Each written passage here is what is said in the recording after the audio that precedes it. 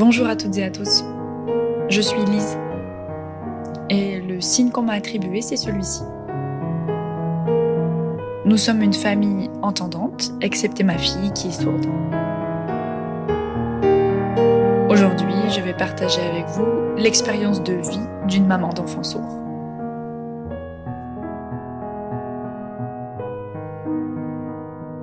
Donc Olivia est née le mardi 22 septembre 2015. Ça a été très compliqué, elle est restée bloquée très longtemps dans mon col. Elle a manqué grandement d'oxygène, elle est sortie toute bleue. Elle pouvait pas respirer toute seule.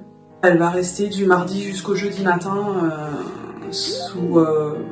avec des tuyaux pour l'aider à respirer, le temps que le taux d'oxygène revienne à la normale. Donc heureusement le jeudi, tout est revenu à la normale. Ils ont fait une batterie de tests pour voir s'il y avait d'autres problèmes. Des problèmes, il n'y en avait pas. Le vendredi, jour de la sortie de la maternité, on l'emmène faire des tests, dont les tests auditifs. On me la ramène, on me dit voilà, les tests auditifs sont négatifs. Il faudra revenir demain matin pour refaire les tests. Donc le vendredi soir, on rentre à la maison, on fait du bruit autour d'elle, derrière elle, pour voir s'il y a de la réaction, rien. Donc là, on s'est dit voilà. Le samedi, on y retourne, ils refont les tests qui ne fonctionnent pas. Donc là, le verdict tombe d'une surdité profonde. Et quand ils nous annoncent ça, en fait, on le savait déjà avec mon mari, parce qu'on l'avait très bien compris.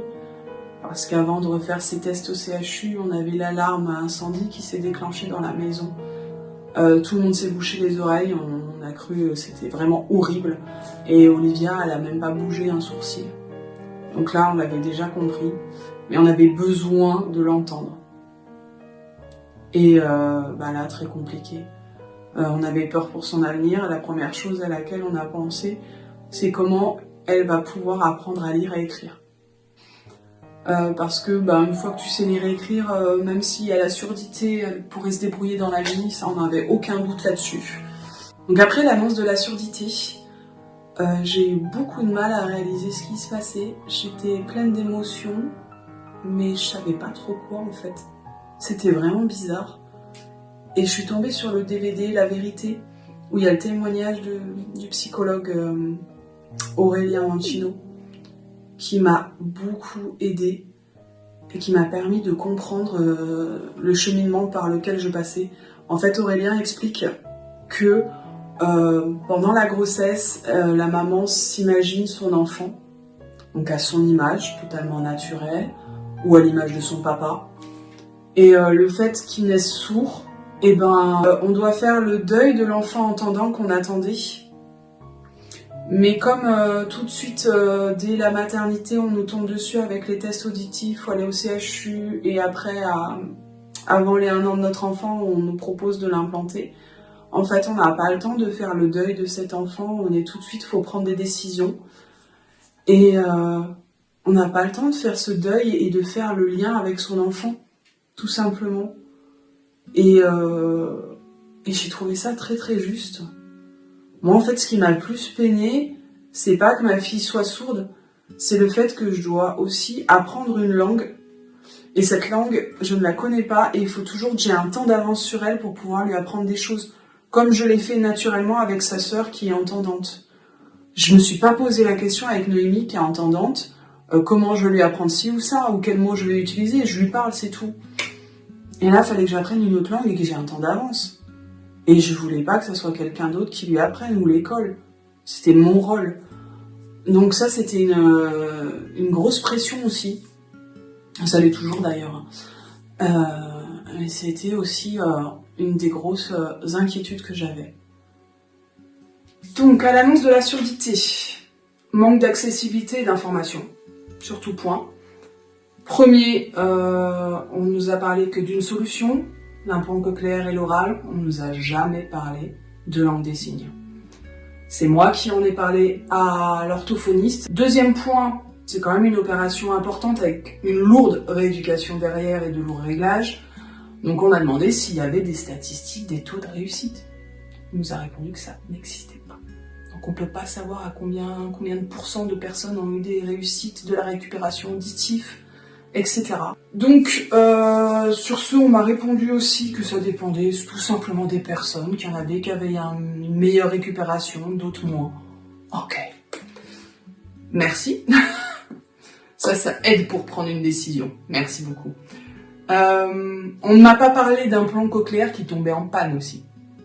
Parce que sur la page Facebook de l'association de défense des personnes implantées, j'ai vu un témoignage d'une personne qui s'est fait explanter 7 à 8 fois à cause de panne. On n'en parle pas. On ne parle pas non plus aussi que quand on veut enlever l'implant un jour parce que ça ne fonctionne pas, ou parce qu'on a des maux de tête, des vertiges, etc. Et ben c'est le parcours du combattant les mecs, hein. Relevez vos manches, hein. Vous n'êtes pas sûr de gagner. Hein. Deuxième point justement, quand j'ai dit à l'ORL que j'avais lu des témoignages de personnes sourdes qui avaient des vertiges, des maux de tête, des nausées, etc., qui ne supportaient pas, ça les rendait fous quoi. Elle m'a répondu: ah, vous savez, les sourds, quand ils ont mal là ou là, c'est à cause de l'implant.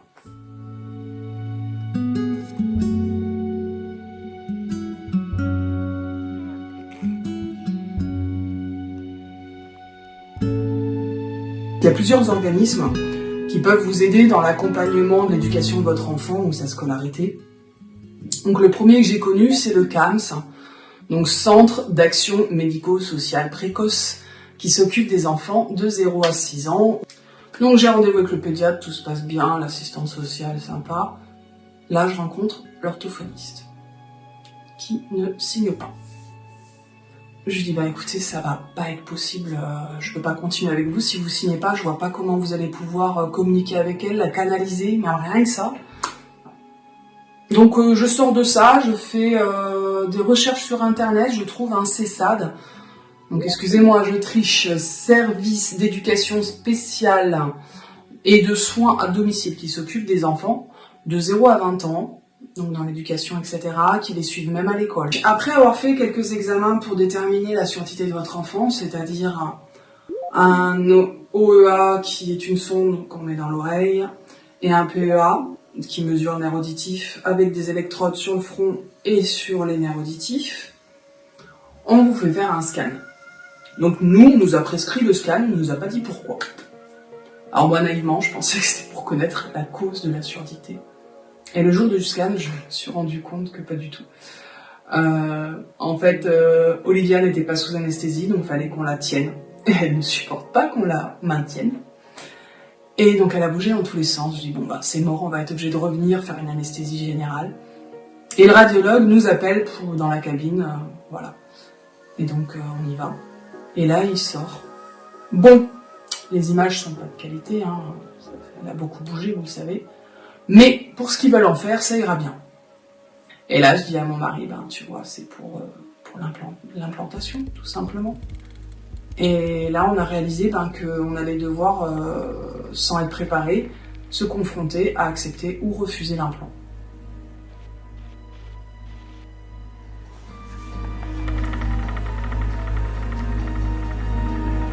C'est un gros choc pour nous, parce qu'on ne connaît pas le monde de la surdité. Justement par un manque d'accessibilité encore important, parce que les sourds sont invisibles au niveau de la société. Ils commencent tout juste ces dernières années, et un petit peu plus avec le confinement, parce qu'on a vu des interprètes à la télé, mais à part ça, on ne connaît pas. 90 à 95% des enfants sourds naissent de parents entendants. Donc de parents qui ne connaissent pas le monde de la surdité. On ne sait pas.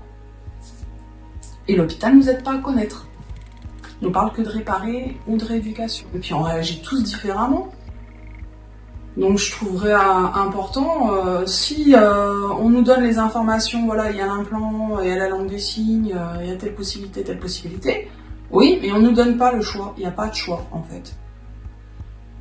Pas de choix. Donc on arrive, en premier on voit l'orthophoniste. Puis on avait quand même réfléchi avec mon mari, mais toujours un peu entre les deux. Et là du coup, bah, on fuse l'implant, et l'orthophoniste décomposé. Elle nous sort à un moment, c'est comme de refuser une prothèse à un cul-de-jatte. Déjà cul-de-jatte, hein, vous m'excuserez du terme. Donc mon mari lui réplique que c'est pas comparable.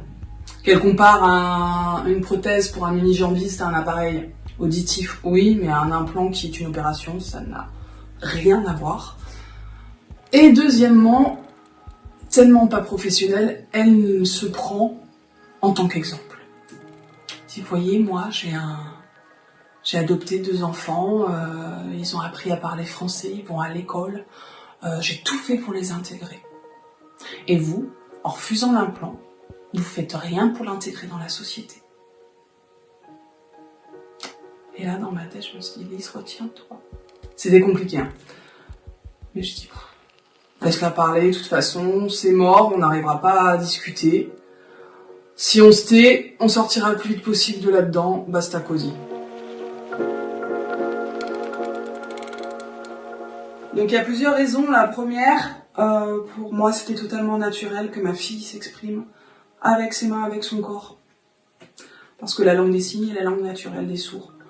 Ça ne leur demande aucun effort pour la pratiquer. Donc voilà, et j'avais pas envie d'attendre des années, hein, parce qu'il y a plusieurs réglages sur l'implant cochléaire, il y a beaucoup d'orthophonie derrière, 3 heures minimum par semaine, donc j'avais pas envie d'attendre des années avant de pouvoir communiquer avec ma fille et lui apprendre des choses. Deuxièmement, ça reste quand même une chirurgie, on n'est pas à l'abri d'une erreur médicale, ça n'arrive pas qu'aux autres. Moi-même, j'ai été victime enfant d'une erreur médicale grave, qui a eu des conséquences sur ma scolarité, qui a été quand même rectifiée, mais voilà. J'avais envie aussi qu'elle ait une identité en étant sourde, qu'elle puisse se construire personnellement. Et puis je voulais aussi qu'à la maison, elle n'ait pas d'efforts à faire pour s'exprimer. Parce que je ne sais pas, hein, moi je ne veux pas la forcer à oraliser. Si elle a envie d'oraliser, elle oralisera, c'est son choix, c'est son corps, c'est sa vie. Pareil pour l'implant, on l'a pas choisi aussi parce que c'est son corps, c'est sa vie, c'est à elle de faire ses choix.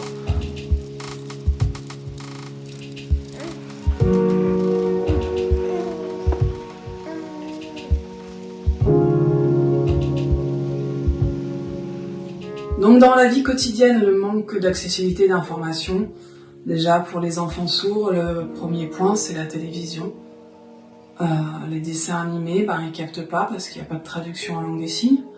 On avait il y a quelques années une chaîne gratuite, puis oui, c'est devenu payant les gars depuis 4 ans. Nous on n'a rien le droit d'avoir gratuitement, hein. C'est usant, c'est fatigant, franchement.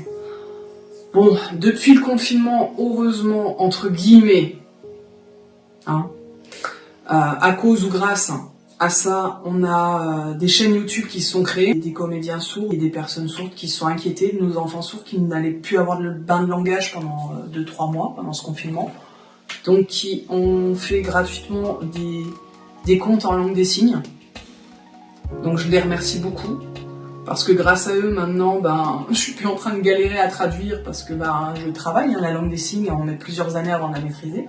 Je peux lire de jour en jour, mais grâce à eux, du coup, elle a un bain de langage tous les soirs depuis le confinement, même encore à l'heure actuelle, en septembre. Elle a ses 2 histoires en langue des signes, le soir. Donc voilà. Manque d'accessibilité dans le sport, etc. Il n'y a personne pour traduire, ou il faut payer un interprète, ou il faut qu'ils acceptent que les parents restent pour traduire, donc pas d'autonomie. Il y en a même qui se font refuser, hein, tout simplement. Manque d'accessibilité aussi dans les crèches. J'ai eu des témoignages de parents qui ont refusé leurs enfants parce qu'on n'avait pas les moyens de les accueillir par rapport à la langue des signes. Moi j'ai eu de la chance, on l'a accueilli, mais il n'y avait qu'une nounou qui apprenait des signes. Et qui n'était pas tout le temps là. Dans les centres de loisirs, donc des signes, il n'y a pas. Il y en a qui se font refuser. Moi encore, une fois j'ai eu la chance qu'on l'accepte et que la directrice apprenne quelques signes quand même pour communiquer avec, et que sa sœur soit dans le même centre aussi, qui intervient si vraiment nécessaire. Voilà, mais souvent t'as pas le droit en fait. Pas possible. Notre enfant, il est que sourd. C'est tout. Donc, vous pouvez vous adapter, apprendre des signes. Non. Non, on n'a pas accès à tout ça.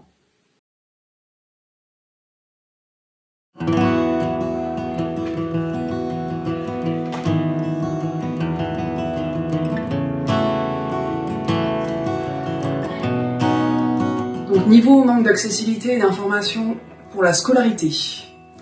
Donc il faut savoir que le CESAD que je vous ai parlé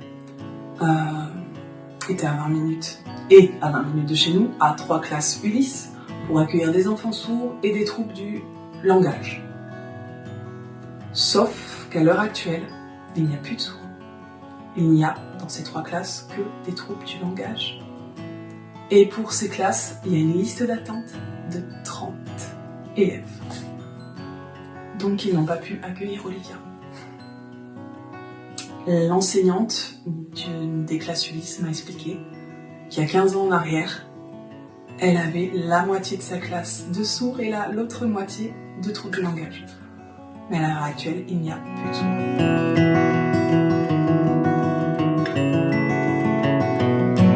Donc voilà, j'ai pensé au circuit bilingue à Poitiers, à Lyon et à Toulouse où il y a des circuits de la maternelle jusqu'au lycée.